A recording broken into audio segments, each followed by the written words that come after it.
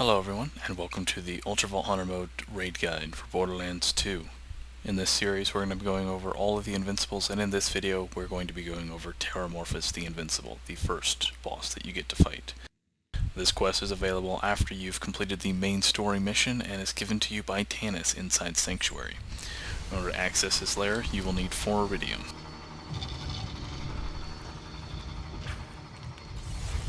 Cool.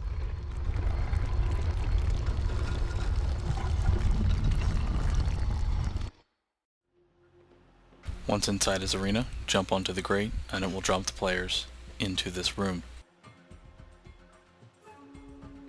As you can see, the majority of his room, it has no walls on it, and most of his attacks will attempt to launch you off this platform.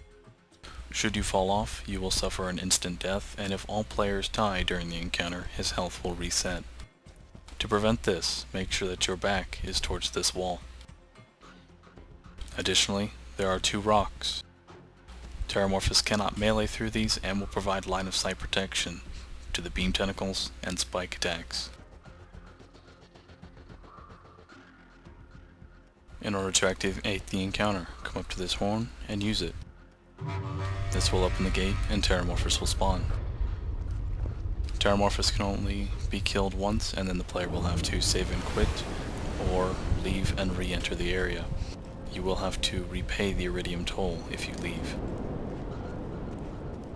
Terramourphous will always spawn in the center of his arena. Terramourphous himself has 1,511,000,000 health. This value increases by 15% for 2 players, 45% for 3 players, and 75% for 4 players. At the beginning, Terramourphous will do his shout, giving the players a couple of seconds of free damage before starting his melee routine. All of Terramourphous' melee attacks will deal 442,581 damage. This damage increases by 9.5% in 2 players, 28.57% in 3 players, and 38% in 4-player mode. Note that this damage increase and health increase from previous also apply to all of his tentacles. When choosing which weapons to bring to the Terramourphous fight, Terramourphous will take 75% increased damage from fire-based attacks. However, he will take 85% less damage from slag-based attacks and 60% less damage from caustic-based attacks. Non-elemental and shock damage will deal their normal damage. One last note is that Terramourphous and all of his tentacles have a flat 10% damage reduction from all sources. After his first melee routine, he will begin summoning tentacles. The first wave of tentacles will be 2 spike tentacles. These have 6,046,000 health, and their spikes will deal 177,000 damage. Killing these tentacles will proc kill skills and will drop health and ammo. This phase lasts for approximately 25 seconds. If the tentacles are still alive after this phase, they will immediately despawn. After these spike tentacles, Terramourphous will spawn 3 rock thrower tentacles. These tentacles have 7,558,000 health, and the rocks that they throw will deal 442,000 damage. One thing to note is that the rocks that are thrown are aimed at your current location from when they are thrown, so as long as you keep moving, they will not hit you. One additional note is that all damage you deal to the tentacles will be applied to Terramourphous as well, so make sure you aim for the tentacles first before hurting him.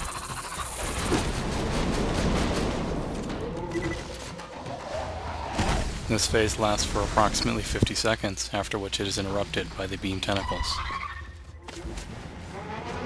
After the rock tentacles, Terramourphous will spawn 3 beam tentacles. These tentacles have 9,070,000 health and will deal around 22,000 damage for every quarter second that the beam is applied to you. Note that strafing the beam will prevent it from being able to hit you.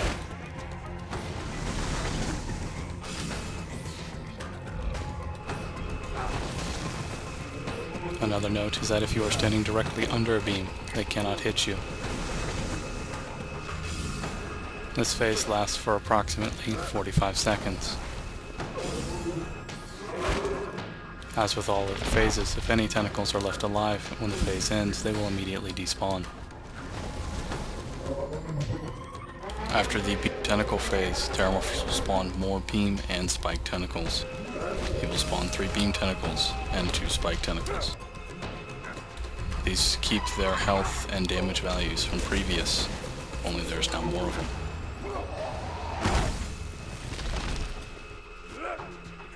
This phase will last for approximately 50 seconds. After the beam and spike phase, Terramorphous will ignite himself. During this phase, Terramorphous will take 77.5% less damage from all sources. In addition, he will be completely immune to fire. His melee attacks will have the same damage, however his ground pound, as was just seen, will deal 882,000 damage. It will also put a damage over time on you, dealing 18,292 damage. This phase lasts for 30 seconds. After the fire phase, Terramorphous will spawn 7 masher tentacles.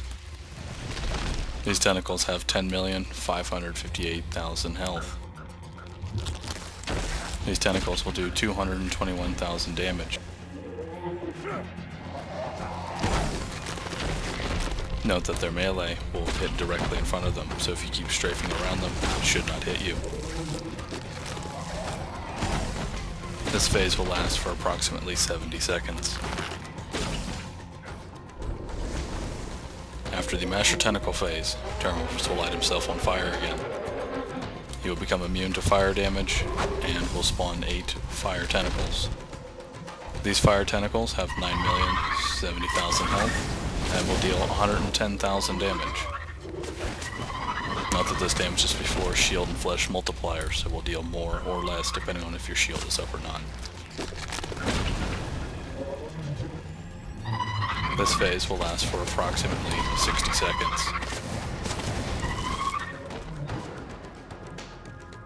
After the fire phase, Terramorphous will break both of the rocks and do his wormhole attack. This attack cannot be dodged. This will deal approximately 147,000 damage every quarter of a second. Should a player somehow survive this attack, he will begin doing through his normal rotation of tentacle spawns.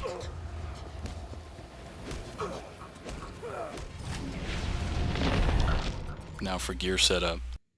For your shield, most classes have a perk that gives them increased damage or movement speed when their shield is depleted, thus making the Rough Rider a very good option.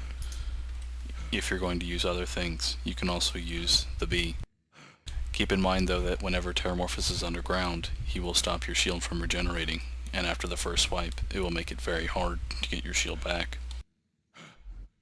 For comms, use whichever is best for your class. For your relic, you're going to want a fire damage, because this is what most of your damage will be coming from, and it is multiplicative with gun damage. Slag nades are pretty much required because of Terramorphous' increased health. If you don't have any problems with damage but are having trouble with health, use a Stormfront in conjunction with the Ruby. This will keep you healed up in between his melee attacks. For those who are playing as Salvador, you do not have this issue, so have it on your force slot and use 2 fire interfacers or other weapons of choice. Your kill time will vary depending on the amount of gear that you have access to.